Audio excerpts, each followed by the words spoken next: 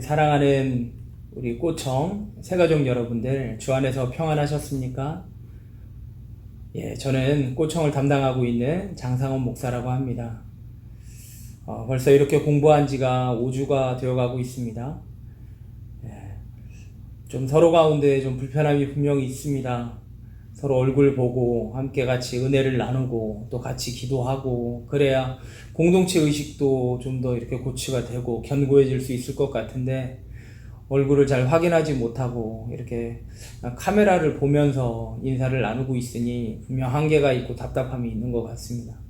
속히 코로나가 종식되어서 우리가 같이 자유롭게 같이 교제하고 또 은혜 나눌 수 있는 날이 속히 오기를 기도할 따름입니다.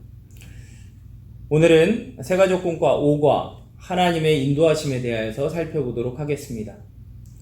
네모 안에 있는 우리 말씀 잠언 3장 5절 6절 말씀 같이 한번 읽어보도록 하겠습니다. 너는 마음을 다하여 여호와를 신뢰하고 내 명철을 의지하지 말라. 너는 범사의 그를 인정하라. 그리하면 내 길을 지도하시리라. 아멘. 하나님은 여러분들을 인도해 주시고 책임져 주시는 분이십니다. 믿으시죠? 자, 그렇다면 그 하나님은 누구시길래 내 삶 가운데 인도하여 주시는가에 대해서 우리가 한번 살펴보고, 또한 성도로서 그리스도인으로서의 나는 하나님 그렇게 인도해 주시는 그 하나님 앞에서 행하여야 할 의무가 무엇인가 한 3가지 정도 살펴보고, 그리고 그렇게 할 때에 하나님께서 나에게 주시는 선물, 축복, 그런 약속은 무엇이 있는지에 대하여서 우리가 한번 살펴보도록 하겠습니다. 첫 번째, 하나님은 어떠한 분이신가? 그냥 막연히 하나님 어떠한 분이신가 라기보다는 어떤 본문의 주제와 같이 내 삶을 주관하시고 인도해 주시는 그 하나님은 누구신가 라고 하는 것입니다. 첫 번째, 하나님은 스스로 존재하시는 분이십니다. 우리 괄호에 나와 있듯이 영원한 자존성이죠. 자존하시는 분이십니다. 스스로 계시는 분이십니다. 어느 누구에게 구속되었거나 어느 누구로부터 지음받은 분이 아니십니다. 지존자이시죠. 절대 지존자이신 하나님, 여러분들의 삶을 인도해 주시는 분은 스스로 계시는 분이십니다. 자, 한번 말씀 한번 읽어보도록 하겠습니다. 출애굽기 3장 13절 14절. 모세가 하나님께 아뢰되 내가 이스라엘 자손에게 가서 이르기를 너희의 조상의 하나님이 나를 너희에게 보내셨다 하면 그들이 내게 묻기를 그의 이름이 무엇이냐 하리니 내가 무엇이라고 그들에게 말하리이까. 하나님이 모세에게 이르시되 나는 스스로 있는 자이니라. 또 이르시되 너는 이스라엘 자손에게 이같이 이르기를 스스로 있는 자가 나를 너희에게 보내셨다 하라. 아멘. 자, 하나님은 스스로 계시는 자입니다. 하나님께서 애굽에서 종살이하고 있는 이스라엘 백성에게 모세를 보내십니다. 그랬을 때 이 모세가 지금 직접 질문하고 있는 거죠. 하나님께. 제가 가겠습니다. 가겠는데 제가 갔었을 때 그 백성들이 너는 누가 보냈느냐 라고 얘기했을 때 나는 과연 그런 하나님을 누구라고 소개를 하죠? 이렇게 지금 질문하고 있는 대목이거든요. 질문했을 때 하나님께서 친히 모세에게 말씀해 주십니다. 나는 스스로 있는 자이니라 라고 그들에게 가서 얘기해라 라고 이렇게 얘기합니다. 하나님, 어느 누구에게도 구속되거나 간섭되어지지 아니하는 그냥 하나님, 자존하시는 하나님, 스스로 계시는 하나님. I am that I am. I am who I am. 나는 스스로 있는 자이니라. 우리가 성경에서 보았을 때 여호와라는 단어가 바로 그 뜻입니다. 하나님, 여러분들의 삶을 주관하시는 하나님은 스스로 계시는 자, 즉 영원한 자존성 가지고 계시는 하나님이십니다. 이런 분은 하나님 한 분밖에는 안 계십니다. 두 번째, 하나님은 어떠한 분이신가? 하나님의 말씀은 변함이 없으십니다. 하나님은 먼저 영원하신 하나님이십니다. 영원 불변성이시죠. 자, 일단 말씀 먼저 읽겠습니다. 히브리서 1장 11절 12절 말씀입니다. 시작. 그것들은 멸망할 것이나 오직 주는 영존할 것이요 그것들은 다 옷과 같이 낡아지리니 의복처럼 갈아입을 것이요 그것들은 옷과 같이 변할 것이나 주는 여전하여 연대가 다함이 없으리라 하였으나 아멘. 하나님은 영원 불변하시는 분이십니다. 이러한 존재는 온 지구상에 어디에도 찾아볼 수가 없죠. 오직 하나님만이 영원하신 분, 영원히 불변하시는 분이시다 라는 것을 우리에게 잘 얘기해 줍니다. 여러분들의 삶을 주관하시는 그 하나님도 영원 불변하신 분이시지만 무엇보다도 하나님은 우리에게 말씀으로 약속하시고 그 약속을 준행하시는 분이시죠. 근데 그 약속, 그 말씀 또한 영원하다라고 성경에서는 이렇게 명시해 주고 있습니다. 베드로전서 1장 24절 25절 말씀을 제가 읽어드리도록 하겠습니다. 그러므로 모든 육체는 풀과 같고 그 모든 영광은 풀의 꽃과 같으니 풀은 마르고 꽃은 떨어지되 오직 주의 말씀은 세세토록 있도다 하였으니 너희에게 전한 복음이 곧 이 말씀이니라. 모든 육체, 모든 영광은 풀과 꽃과 같이 시들고 떨어집니다. 하지만 하나님의 말씀만큼은 영원, 무궁, 세세토록 있습니다. 그러니까 하나님은 영원하신 하나님이 여러분들의 삶을 책임져 주신다라고 생각해 보세요. 여러분들, 우리들은 영원토록 하나님의 약속을 보장받을 수 있는 것이죠. 여러분들의 삶을 하나님께 맡겨드리십시오. 그러면 여러분들은 영원토록 불변하시는 그 하나님으로 인하여서 영생 복락을 누리실 수가 있으십니다. 그러한 하나님을 믿고 찬양하시는 여러분들 되기를 소원합니다. 세 번째, 하나님, 여러분들의 삶을 주관하시는 하나님은 어떠한 분이신가? 하나님은 모르는 것이 없으신 분이십니다 라고 소개합니다. 전지하신 하나님, 전능하신 하나님, 전지전능성을 얘기하고 있습니다. 말씀 먼저 읽겠습니다. 시편 139편 1절에서 4절 말씀입니다.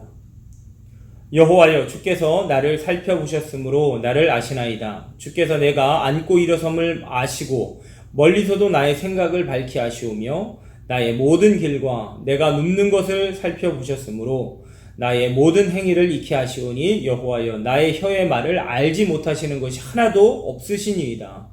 특별히 하나님께서 지금 다 모든 것을 아신다, 전지하시는 분이시다 라고 말씀하고 있는데, 나뿐만 아니라 이 온 세상에 있는 모든 우주 만물 창조주이시고 운행하시는 분이시잖아요.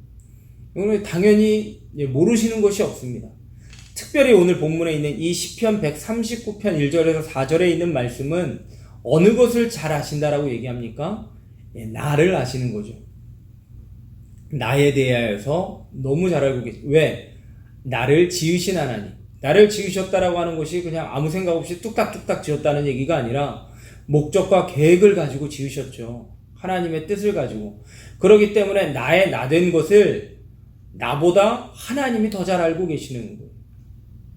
그렇기 때문에 한낱 앞도 알 수 없는, 한치 앞도 알 수 없는 나를 의지하고 나를 생각하는 것보다 모든 것을 아시고 영원 불변하신 그 하나님, 스스로 계시는 그 하나님을 믿고 의지하며 나아갈 때에 우리는 보다 안전한 복된 삶을 살 수 있지 않겠습니까? 여기에서도 성경 기자, 특별히 다윗의 고백인데요. 다윗은 당신이 나를 살펴보시기 때문에 계속적으로 보고 계시는 거죠. 그렇기 때문에 나를 아십니다. 나의 앉고 일어섬도 아시고 멀리서 내 생각도 밝히 아시고 모든 길과 내가 눕는 것, 나의 행위, 나의 혀의 모든 말을 다 알고 계신다라고 고백합니다. 이것은 사실입니다.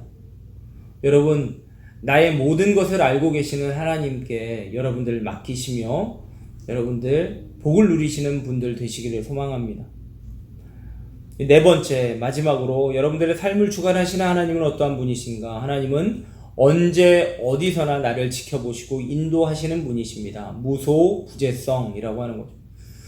하나님 편재하시다는 말도 하고 있거든요. 그러니까 어느 곳에서든지 항상 동일하게 계시는 분이라는 거죠.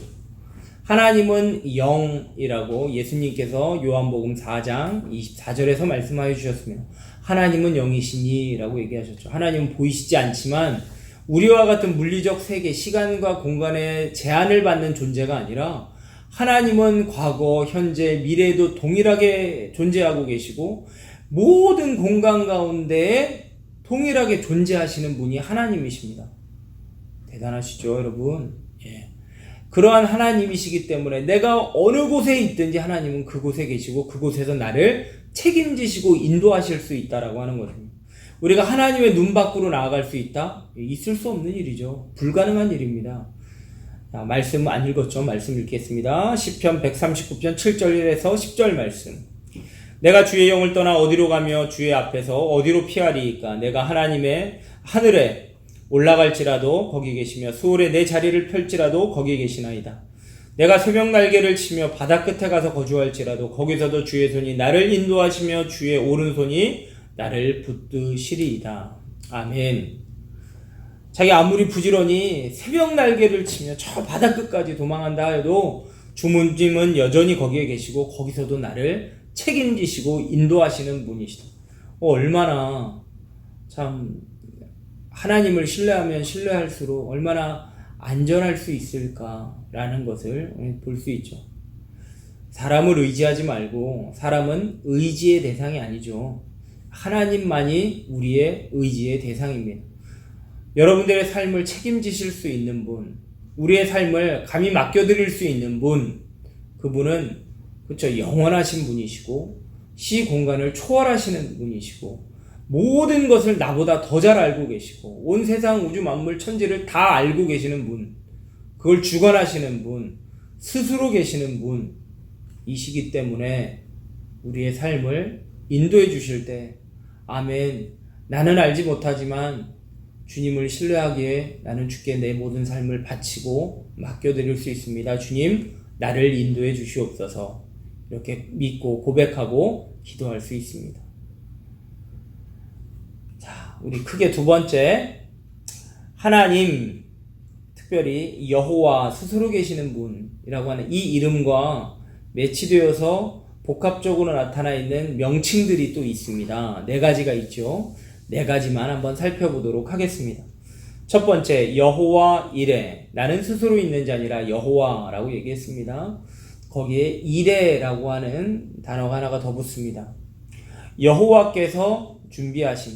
사실 이 여호와라고 하는 것은 그냥 나는 스스로 있다라고 하는 어떤 일방적인 선포가 아니라 사실 여호와라고 하는 이 이름, 나는 스스로 있는 자니라 라고 하는 이 이름의 뜻은 누구에게 주어진 이름이냐 하면 모든 육체들에게, 모든 세상 사람들에게 주어진 이름이 아니에요. 예.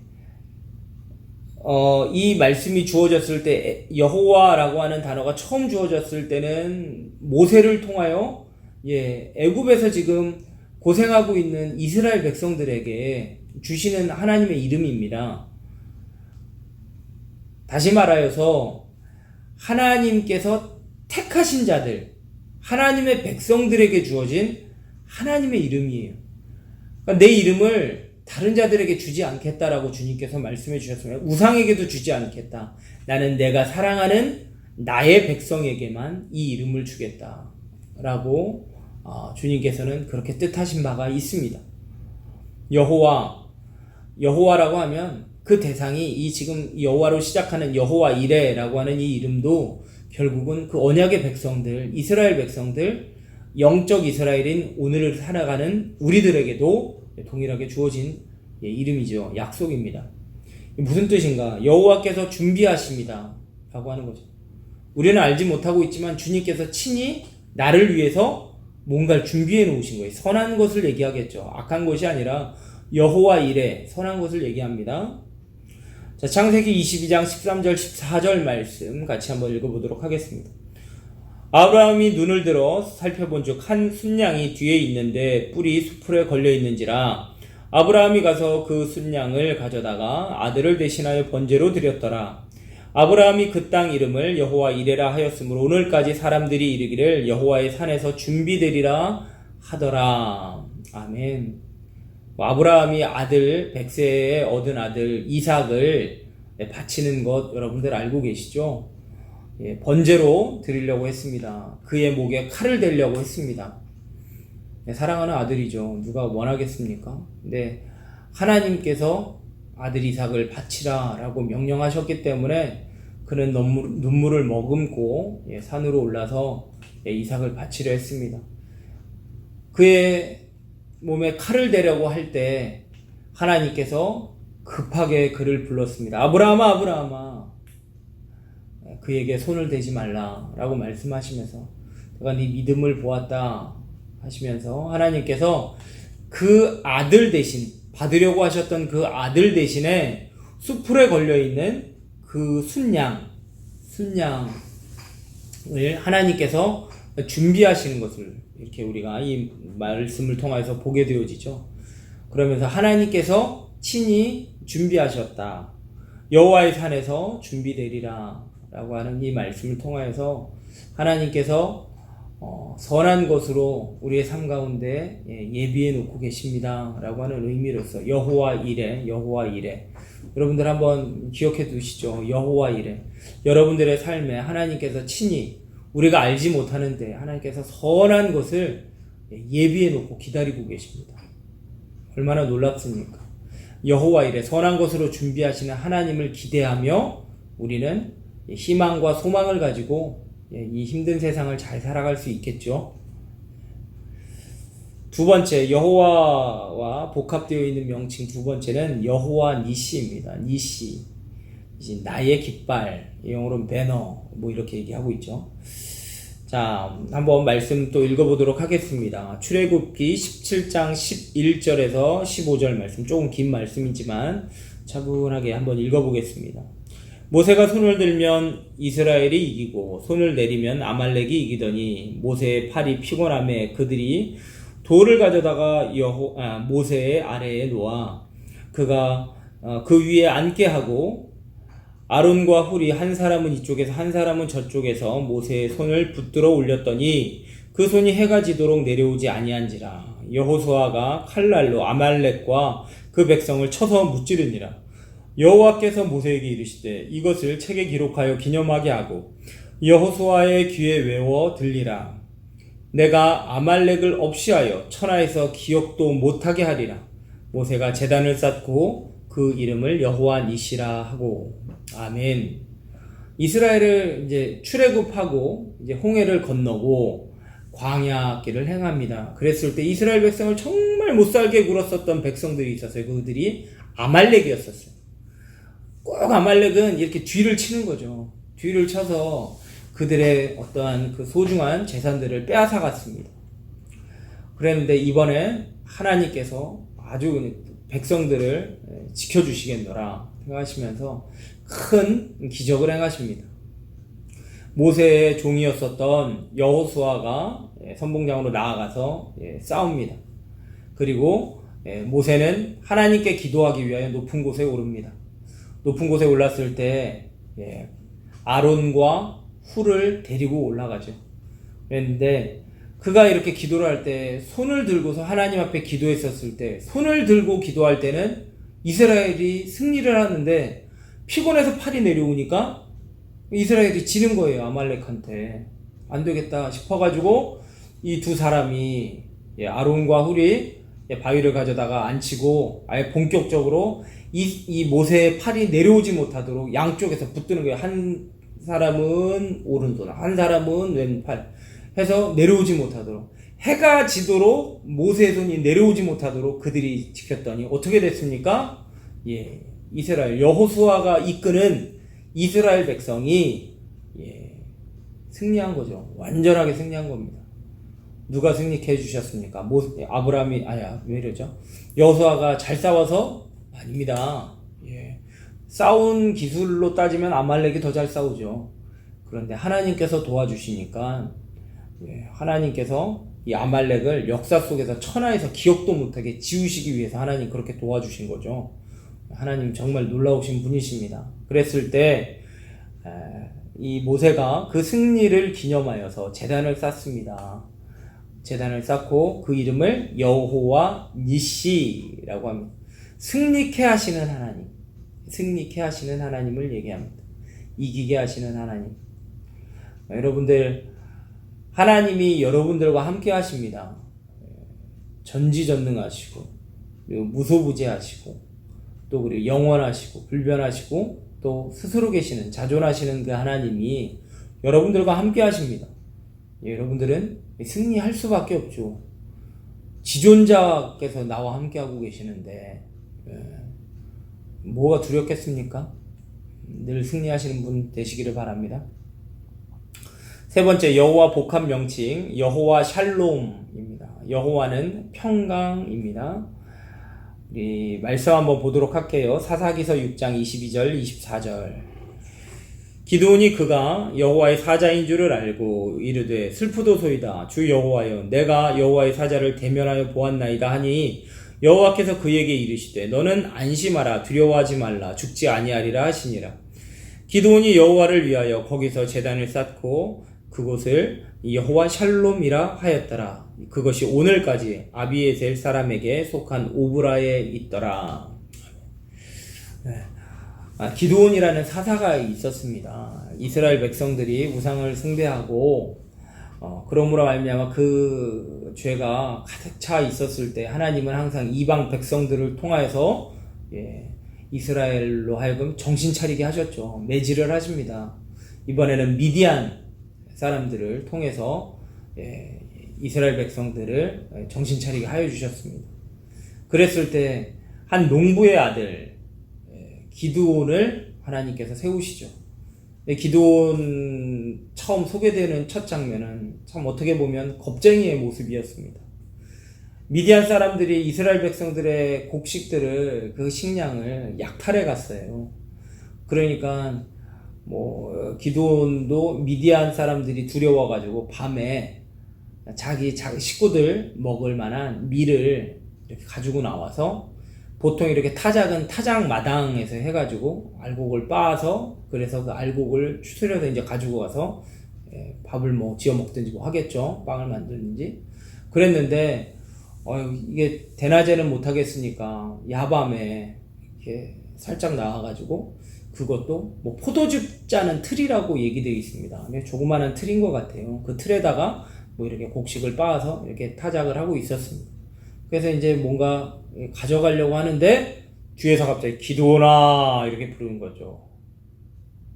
기드온아, 큰 용사여, 여호와께서 너와 함께 하시니라 라고 이렇게 합니다. 얼마나 깜짝 놀랐을까요? 기드온이 깜짝 놀랐을 것입니다. 깜짝 놀랐을 거예요. 그러면서 이제 하나님의 하나님 되심을 그 여호와의 사자를 통하여서 얘기하고, 그리고 기드온의 사명을 주십니다. 기드온에게 너가 해야 될 일이 있다라는 것을 이렇게 주시죠.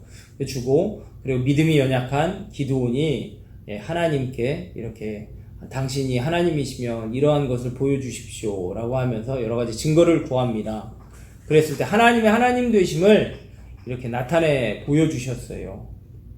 이렇게 고기와 또 국과 이런 것들을 정성스럽게 이렇게 차려왔었는데 기드온이 그것을 잘 보시고 잡수셨나? 아무튼 그러고 나서 순간 불과 함께 모든 것들이 다 사라지고 그 여호와의 사자도 그 자리에서 사라졌거든요. 그 상황을 바라보았었던 기드온이 처음에는 미디안을 좀 두려워했다가 이제는 이 여호와의 사자를 너무나도 두려워한 거예요. 그러면서 본문에 얘기를 한 거죠. 그가 이제서야 여호와의 사자인 줄을 알고, 이제 슬프다.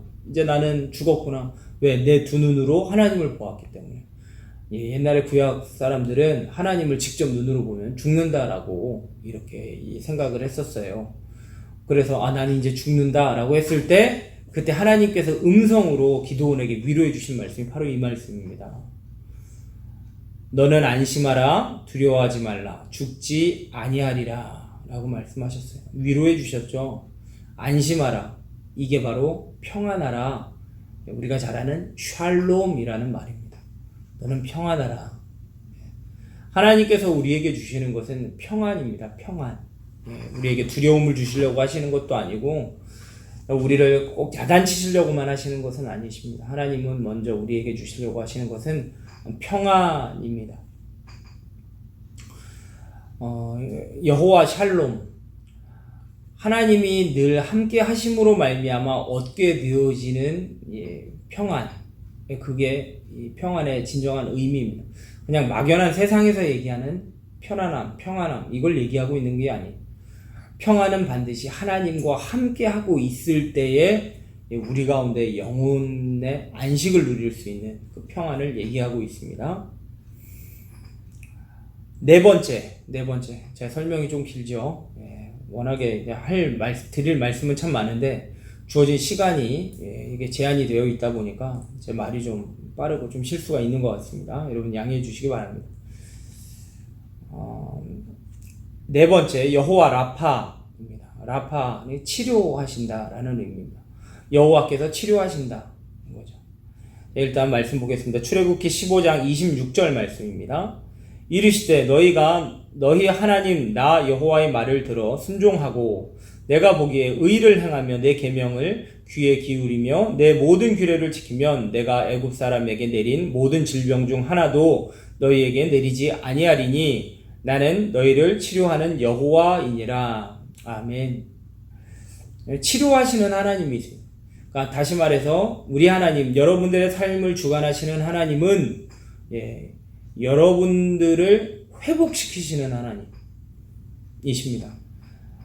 치료하신다라고 하니까 우리는 육체적 치료, 병고침 이런 것만 생각하고 있는데 아닙니다. 치료하시는 하나님의 의미 안에는 죄를 사하시는 하나님, 그리고 죄로 인하여서 변질되어지고 우리가 눈으로 보이지 아니하는 이래 부패하고 변질된 우리들의 영혼도 치료하시는 것을 얘기합니다. 즉 육체뿐만 아니라 우리의 영혼육 전체, 전 인격적으로 회복시켜 주시고 치료하여 주실 수 있는 분, 바로 여호와 하나님이십니다. 여호와 라파 하나님은 어디까지 회복시킬 수 있습니까?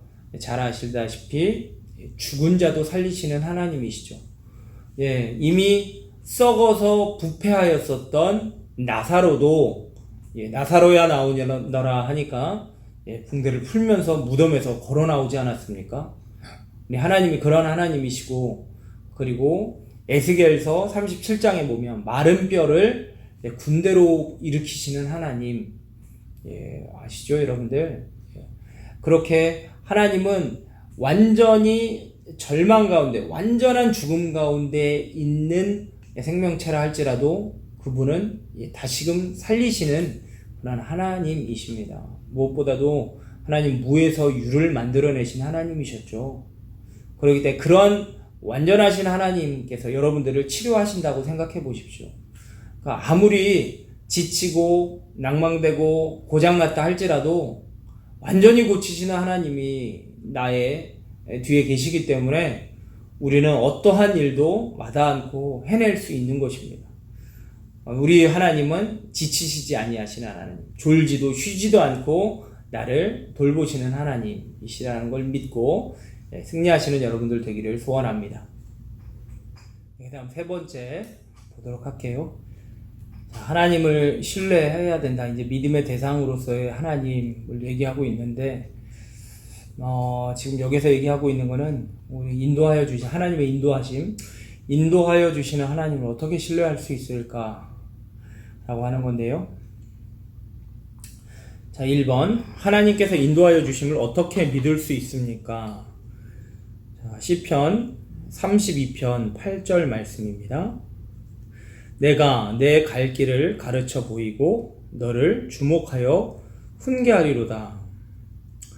하나님은 약속을 통하여서, 말씀을 통하여 약속해 주셨는데 그 약속 중에 대표적인 것이 내가 내 갈 길을 가르쳐 보이고 너를 주목하여 훈계하리로다. 그러니까 하나님은 언제나 그 말씀을 받는 백성에게 내 갈 길을, 너의 갈 길을 내가 항상 앞에서 가르쳐서 보여주겠다 말씀해 주셨고, 그리고 너를 주목하여서 너의 행함을 항상 내가 보고 그 가운데에서 훈계할 것이다. 가르쳐 주시는 거죠, 결국.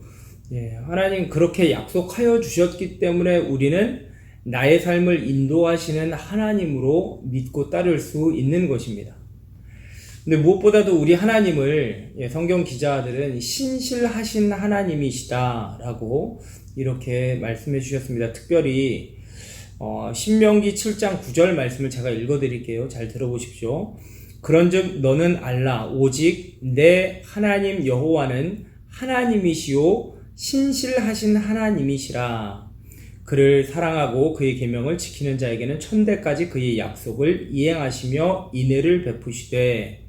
자, 하나님께서 당신을 소개할 때 나는 하나님이다, 전능하신 하나님 엘로힘이라는 얘기를 하고 계시고, 신실하신 하나님이다, faithfulness 이렇게 얘기하죠. 우리가 그를 얘기할 때 믿음직한 하나님 이렇게 얘기하는데, 뭐 믿음직하다, 믿음직스럽다 이런 표현은 조금 그죠, 사람들에게나 쓰는 말이고, 사실 믿음의 대상, 믿음의 주 이렇게 표현할 수 있을 것 같습니다.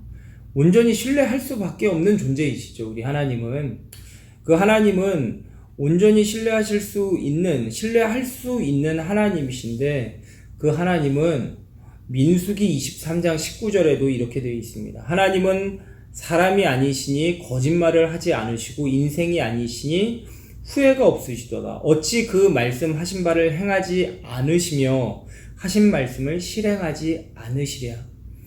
하나님은 하나님이시기 때문에 거짓말, 후회하실 말씀을 하시지를 않습니다. 그러니까 지금 오늘 읽었었던, 지금 여기에 나와 있는 5과에 나와 있는 시편 32편 8절에 있는 말씀도 하나님이 우리에게 주신 약속의 말씀이기 때문에 하나님은 절대로 실수하시는 분도 아니시고 거짓말하시는 분도 아니십니다. 오직 신실하신 하나님이시기 때문에 이 약속하신 바를 반드시 이행하시고 책임지시는 하나님이시다라는 것입니다. 반드시 가르쳐 보여주시고 또 우리의 행할 길에서 우리들의 잘잘못을 바라보시며 훈계하시는 하나님이시다라는 것, 무엇보다 여러분들의 삶을 인도하신다라는 것을 우리가 살펴볼 수 있죠. 자, 그렇다면 하나님께서 우리를 향하신 하나님의 뜻, 하나님의 기대, 하나님의 간절한 바램을 발견하기 위하여 어떤 단계를 밟아야 합니까? 로마서 12장 1절에서 2절 말씀. 그러므로 형제들아, 내가 하나님의 모든 자비하심으로 너희에게 너희를 권하노니 너희 몸을 하나님이 기뻐하시는 거룩한 산제물로 드리라. 이는 너희가 드릴 영적 예배니라. 너희는 이 세대를 본받지 말고 오직 마음을 새롭게 함으로 변화를 받아 하나님의 선하시고 기뻐하시고 온전하신 뜻이 무엇인지를 분별하도록 하라. 아멘. 무엇보다도 하나님의 뜻을 발견하기 위하여서 우리에게 있어서는 첫 번째, 우리의 몸을 하나님이 기뻐하시는 거룩한 산제물로 드려야만 합니다. 그렇죠? 여러분들, 우리 몸을 하나님 기뻐하시는 거룩한 산제물로 드릴 수가 있습니다. 왜? 예수 그리스도를 통하여서 우리는 구원받은 자들이거든요. 그렇기 때문에 우리는 그리스도의 보혈로 말미암아, 예수님을 믿는 믿음으로 말미암아 우리는 죄의 사함을 받았습니다. 그리고 하나님의 자녀가 되었죠. 그렇기 때문에 얼마든지 우리는 하나님이 기뻐하시는 거룩한 살아있는 제물로서 살아갈 수가 있습니다. 내 마음대로 내 뜻대로 세상 가운데 걸쳐서 이렇게 살아가고 있다면 그건 하나님 기뻐하시는 삶의 모습은 아니겠죠. 우리는 그리스도의 그 십자가의 공로로, 그 은혜로 우리는 새 피조물이 되었죠. 그렇기 때문에 우리는 얼마든지 하나님이 기뻐하시는 거룩한 산제물로 살아갈 수 있지만 그렇게 살아가야 합니다. 거룩한 산제물, 세상과 구별되어져 있는 죄가 아닌 하나님이 기뻐하시는 모습으로 살아낼 수 있도록 우리를 구원하여 주셨다는 거죠. 우리는 그렇게 살아야 합니다. 다시 우리 몸을 거룩한 산제물로 드려야 하는 삶을 살아야 합니다. 그 다음에 두 번째, 너희는 이 세대를 본받지 말고 오직 마음을 새롭게 함으로 변화를 받아 라고 얘기하죠. 그래야 하나님의 선하시고 기뻐하시고 온전하신 뜻을 분별하며 살아갈 수 있는 겁니다. 자, 첫 번째는 거룩한 산제물로 드려야 하고, 두 번째는 이 세대를 본받지 말고 오직 마음을 새롭게 함으로 변화를 받아야 합니다. 새롭게 함으로 변화를 받는 것, 우리의 마음이 새롭게 함으로 변화를 받는 것, 바로 성령을 통한 거듭남을 이야기하고 있습니다. 우리의 마음이 새롭게 기용되어지는 것을 얘기하고 있어요. 여러분, 우리가 그냥 예수님을 믿지 않은 상태에서 하나님을 위해서 살아갈 수 있을까요? 우리가 예수님을 믿지 않았는데 어떻게 죄와 사망의 권세에서 구속되지 않고 영생을 스스로 살아갈 수 있겠습니까? 영원한 삶을 살 수 있겠습니까?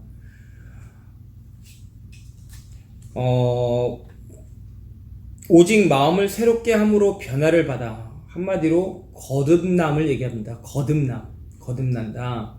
너희가 거듭나지 아니하면 아버지의 나라에 들어올 수 없다라고 요한복음 3장에 예수님께서 말씀해 주셨습니다. 에스겔서 36장에도 이런 말씀이 있어요. 26절 제가 읽어드릴게요. 또 새 영을 너희 속에 두고 새 마음을 너희에게 주되 너희 육신에서 굳은 마음을 제거하고 부드러운 마음을 줄 것이며, 하나님이 하신 말씀이 너희의 굳은 마음을 제거하고 부드러운 마음을 줄 것이다. 새로운 마음의 새롭게 함으로 변화를 받는 상황입니다. 굳은 마음은 딱딱하여지고 단단한 마음, 바위처럼 돌처럼 굳어진 마음. 뭐에 대하여? 하나님의 은혜가 들어와서 씨가 뿌려지고 그 씨가 심겨져서 열매를 맺어야 하는데 땅이 굳어버리니까 그렇게 하지를 못하는 거예요. 지금 바로 그것을 얘기합니다. 27절, 에스겔서 36장 27절에서 이렇게 연결해서 얘기합니다. 또 내 영을 너희 속에 두어 너희로 내 율례를 행하게 하리니 너희가 내 규례를 지켜 행할지라. 이게 무슨 말이냐면, 내 영을 너희 속에 두어, 성령을 주신다는 말씀입니다. 성령을 너희 속에, 너희 마음 가운데, 여러분들의 마음에 성령이 계시는 거예요. 성령을 너희에게 두어서 내 율례를 행하게 하는, 하나님의 말씀 얘기입니다. 율례와 규례는 하나님의 말씀을 얘기합니다. 그걸 행하고 지켜야 되는 거는 무엇보다도 우리가 그걸 알아야 되죠. 그렇기 때문에 성령 하나님은 우리 안에서 하나님의 말씀을 이해하고 믿을 수 있도록, 무엇보다 믿을 수 있도록 인도해 주십니다. 그래서 하나님이 이걸 원하시는구나, 그래서 이걸 행할 수 있고 지킬 수 있도록 인도해 주신다는 거예요. 네, 말씀이 조금 어려울 수도 있겠지만 지금 로마서 기자가 우리에게 얘기하고 있는, 너희는 이 세대를 본받지 말고 오직 마음의 새롭게 함으로 변화를 받아 할 때, 이 마음의 새롭게 함으로 변화를 받는다는 것은 성령 하나님을 우리에게 주셔서 굳었고 단단한 마음, 하나님의 은혜와 말씀에 대해서 굳고 단단해진 우리들의 것을 부드럽게 하여서 그 말씀을 이해할 수 있고 믿을 수 있게 하셔서 그걸 지켜 행할 수 있도록 인도해 주신다라는 거죠. 그러므로 인하여서 우리는 하나님의 뜻을 발견할 수 있는 단계 가운데 오를 수 있게 됩니다. 다시 정리하도록 하겠습니다. 우리는 하나님의 모든 자비하심, 곧 예수 그리스도의 십자가의 공로로 말미암아 구원함을 받았습니다. 그래서 우리는 하나님이 기뻐하시는 거룩한 산제물, 죽은 제물이 아니라 산제물로서 하나님을 위하여 살아갈 수 있는 존재가 되었죠.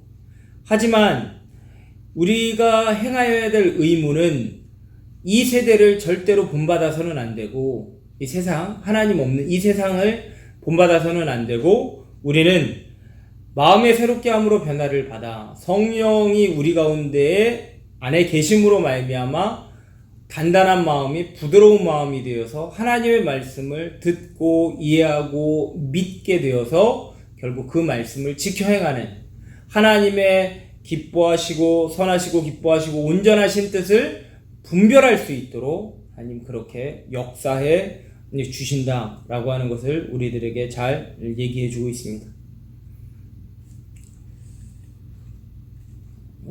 여러분들, 우리는 하나님의 뜻을 분별할 수 있습니까? 라는 질문 앞에서 우리는 분별할 수 있습니다 라고 답을 할 수 있겠죠. 성령을 통하여 그리고 말씀을 통하여 우리는 그 뜻을 분별하고 그것을 지켜 행할 수 있는, 거룩한 산재물로서 살아갈 수 있는 우리 모두가 될 수 있습니다. 그런 결단 속에서 우리가 하나님을 더 기쁘시게 드리는 모두가 되기를 소망합니다. 하나님의 뜻이 어떻게 표현되어 있습니까? 선하시고 기뻐하시고 온전하신 뜻 무엇인지에 대해서 얘기하고 있죠.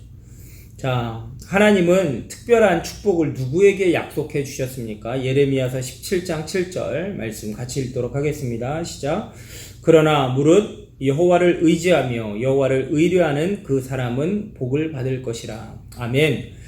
무릇 여호와를 의지하고 의뢰하는 자, 의지하고 그 곁에 철석 붙어 있는 것을 얘기하는 거예요.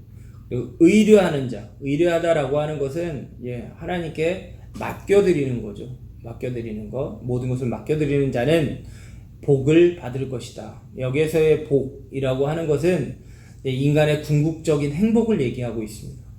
그냥 좋을 때 좋고 싫으면은 또 그런 이렇게 막 변덕스러운 모습이 아니라 정말 궁극적인 복, 우리의 행복을 말하고 있습니다.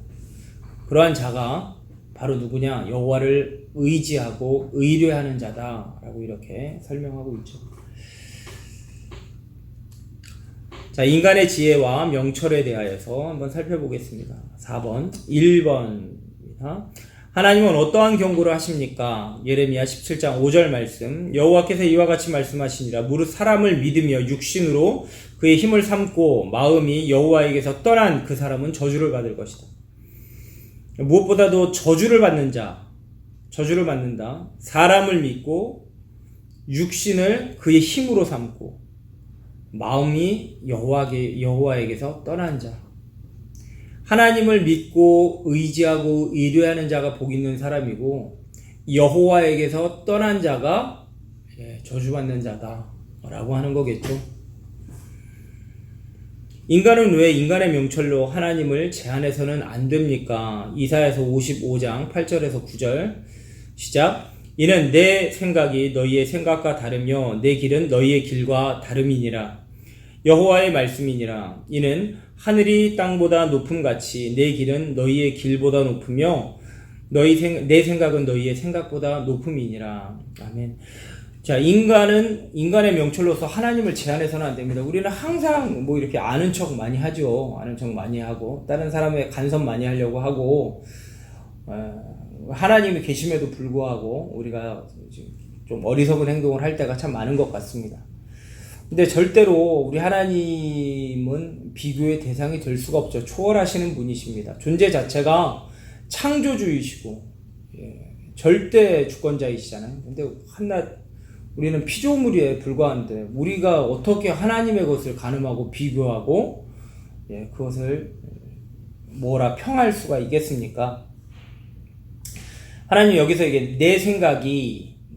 하나님의 생각이 너희의 생각이 사람의 생각과 다르다라는 것은 구별되어 있는 것을 얘기하고 있습니다. 비교조차가 불가한 거예요. 내 길은 너희의 길과 다르다. 모든 시간대, 모든 공간에, 모든 사고를, 모든 것을 다 알고 계시는 하나님, 그것을 또한 주관하시는 하나님. 우리는 그 시간에 한낱 1분 1초 앞도 내다보지 못하고 과거도 망각하면서 살아가고 있는 우리가 그냥 그 가운데에 속하여서 살고 있는 우리가 과연 뭐를 알 수 있겠습니까? 하나님은 주관자이시고 인도자이십니다. 그렇기 때문에 항상 인도함을 받는 우리는 하나님의 것을 제한할 수조차 없죠. 하늘이 땅보다 높음같이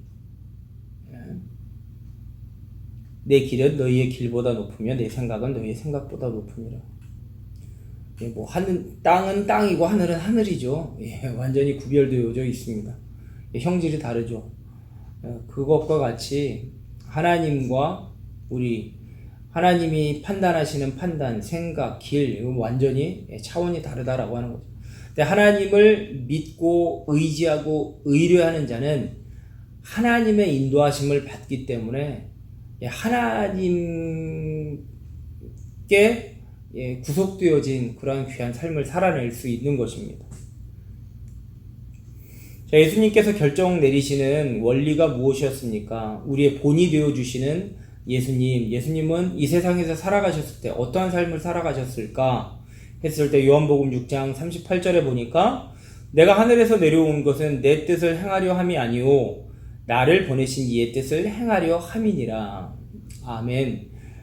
그러니까 예수님조차도 이 땅에 오셔서 살아가셨을 때 한낱 인간을 의지하거나 인간의 판단으로 살아가시지 않았어요. 당신의 판단으로 살아가시지도 않았습니다. 근데 예수님은 어떻게 하셨다고요? 내가 이 땅 가운데 온 것은 내 뜻을 행하는 것이 아니라 나를 보내신 이의 뜻을 행하려 합니다. 하나님의 뜻대로, 하나님의 생각대로, 하나님의 길, 하나님을 따라서 생활하셨다라는 것을 우리들에게 잘 보여주시고 계시죠. 사랑하는 우리 새가족 여러분들, 오늘 이 본문 이 5과의 이 말씀은 사실 한 시간에 담아내기가 너무나도 힘들 만큼 방대한 분량입니다. 하고 싶은 말은 너무나도 많은데 이 말을 이렇게 함축적으로 이렇게 축소시켜서 얘기하기가 참 쉽지 않는 것 같네요. 여러분들 잘 따라와 주셨으면 좋겠습니다. 이제 거진 다 왔습니다. 여러분들 조금만 참고 따라와 주셨으면 좋겠어요. 인도함을 받는 우리들에게 있어서 결단코 우리의 인간의 것을 절대 섞을 수가 없어요. 예수님조차도 하나님의 뜻, 하나님의 인도하심을 믿고 따랐다라는 것을 얘기할 때 우리는 당연히 그와 같은 삶을 살아야겠죠. 자, 5번째, 여호와를 인정함에 대해서 얘기했습니다. 하나님을 어떤 영역에서 인정해야 합니까? 이곳은 인정하고 여기선 인정하지 않아요? 아니죠. 전 영역에서 다 인정해야겠죠. 자, 당신의 삶에서 아직 하나님을 인정하지 못하고 있는 그 영역이 있다면 어떠한 영역이 있습니까? 돈, 시간, 직업, 자녀. 근데 이것만큼은 내가 좀 책임져야겠어요. 불안해요. 이렇게 해서 하나님을 믿지 못하고 하나님께 내어드리지 못하고 내가 뭔가 좀 아둥바둥 하려고 하는 그런 것들. 여러분들은 어떻습니까? 여러분들의 진로, 여러분들 취업 문제, 그렇죠? 어떤 가정적인 사람의 관계의 문제, 이런 것들 다 하나님께 맡겨드리십시오. 하나님께 맡겨드리고 하나님이 인도하시는 대로 따라가 보십시오. 조금 어려운 부분이 있을 수도 있습니다. 하지만 그 마지막은 꼭 승리이고 복일 것입니다. 인정하지 못하는 그 영역이 있다라고 한다면 그 영역에서 하나님을 인정하기 위하여 나는 어떻게 하여야 하겠습니까? 인정하기 위하여서 하나님은 내가 내려놓지 못한 부분을 내려놓게 하시기 위하여 우리에게 고난도 주시는 것 같아요. 그러니까 그러한 고난이 임하기 전에 먼저 하나님 앞에 내어드리는 것이 좋습니다. 내 염려를 주께 맡기라. 그가 너희를 돌보심이라. 라고 이렇게 베드로전서 5장 7절에서 말씀하고 있죠. 여러분들 하나님께 맡겨드리십시오. 모든 것들을, 우리들의 염려되어지는 것들을 다 맡겨드리십시오. 왜? 그분이 우리를 돌보아 주시기 때문에 그렇습니다.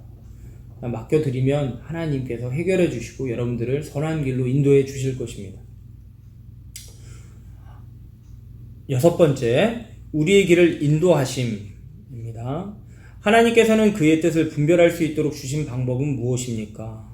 주의 말씀은 내 발의 등이요 내 길의 빛이니이다. 시편 119편 105절 말씀입니다.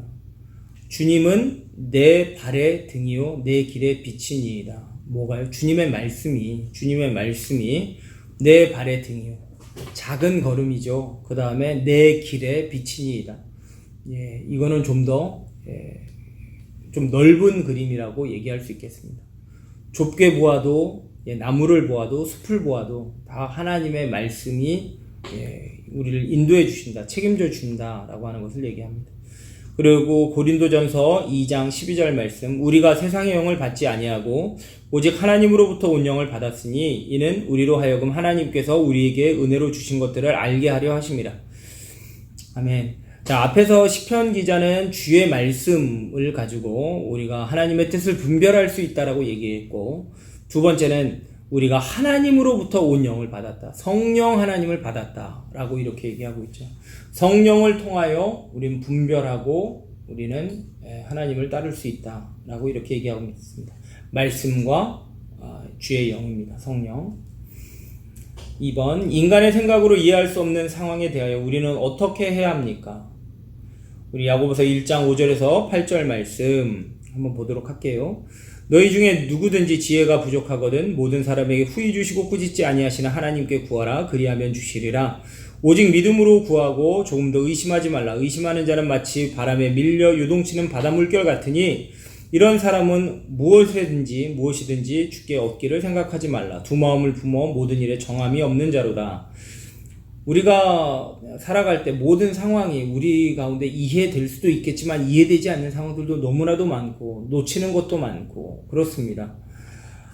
그런 상황 가운데 이해할 수 없는 어쩔 수 없는 상황 가운데 우리가 부딪혔었을 때 우리 어떻게 해야 되느냐?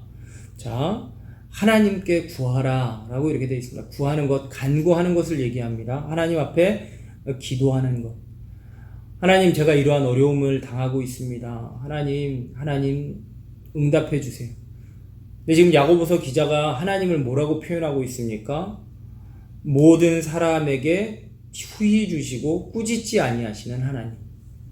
하나님께서는 아낌없이 내어주시는 하나님이십니다. 아들 예수 그리스도까지도 아낌없이 우리에게 주신 하나님이 그 아들과 더불어 모든 것을 주실 수 있으신 분 아니시겠습니까?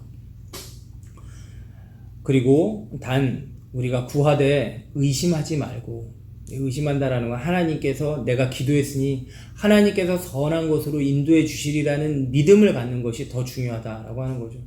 믿고 의심하면 받지 못한다라고 얘기했습니다.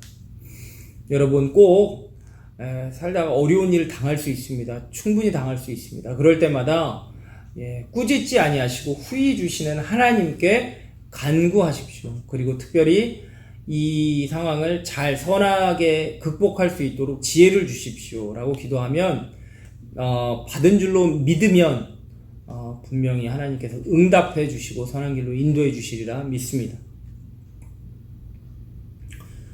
세 번째, 하나님께서 약속을 이루기 전에 나에게 먼저 필요한 것이 무엇입니까?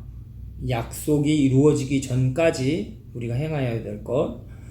히브리서 10장 36절, 너희에게 인내가 필요하면 너희가 하나님의 뜻을 행한 후에 약속하신 것을 받기 위함이라. 아주 귀한 말씀이죠. 무엇이 필요합니까? 기다리는 인내가 필요합니다. 참아야 될 인내가 필요합니다. 하나님의 뜻을 행한 후에 약속하신 것을 받기까지 시간이 필요하다는 거예요. 시간이 있다는 거예요. 기다림의 시간이죠. 인내의 시간이 필요합니다. 그렇기 때문에 우리는 그 인내할 줄 아는, 믿음으로써 참아낼 줄 아는 그 인내가 필요한 것입니다.